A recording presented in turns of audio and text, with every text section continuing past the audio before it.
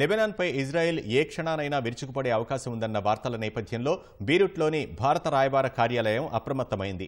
లెబనాన్లో ఉంటున్న భారతీయులు జాగ్రత్తగా ఉండాలని అడ్వైజరీ జారీ చేసింది. కార్యాలయ ఈమెయిల్ ఐడి, ఫోన్ నంబర్లను సామాజిక మాధ్యమం ఎక్స్లో పోస్ట్ చేసింది.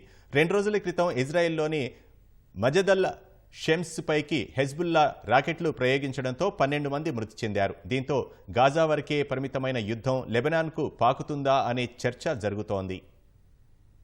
ఇప్పటి వరకు గాజాకు పరిమితమైన యుద్ధం ఇప్పుడు లెబనాన్కు పాకనుందన్న భయం పశ్చిమాసియాను వణికిస్తోంది. ఇజ్రాయెల్పై హెజ్బుల్లా దాడి చేయడమే ఇందుకు కారణం. ప్రతిస్పందనగా లెబనాన్పై ఏ క్షణమైనా ఇజ్రాయెల్ దాడి చేయొచ్చన్న వార్తలు వినిపిస్తున్నాయి.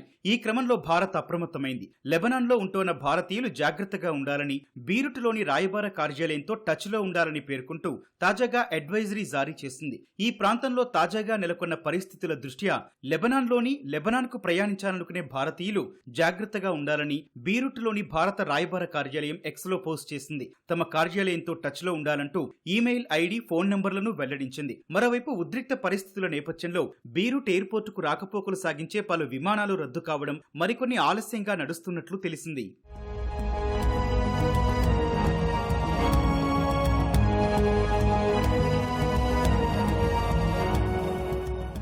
మరోవైపు ఇజ్రాయెల్ జరిపిన వైమానిక దాడిలో దక్షిణ లెబనాన్లో 2 మృతి చెందారు. ఓ చిన్నారి సహా 3 గాయపడ్డారు. ఈ మేరకు లెబనాన్ ప్రభుత్వం ఆధ్వర్యంలో నడిచే మీడియా పేర్కొంది. ఇజ్రాయెల్ లెబనాన్ సరిహద్దుకు సమీపంలో ఈ దాడి జరిగిందని తెలిపింది. ఇజ్రాయెల్ జరిపిన దాడిలో ద్విచక్ర వాహనంపై వెళ్తున్న 2 అక్కడికక్కడే మృతి చెందారని వెల్లడించింది. హెజ్బుల్లా మౌలిక వస్తువుల లక్ష్యంగా దాడులు చేశారని ఇజ్రాయెల్ సైన్యం పేర్కొంది.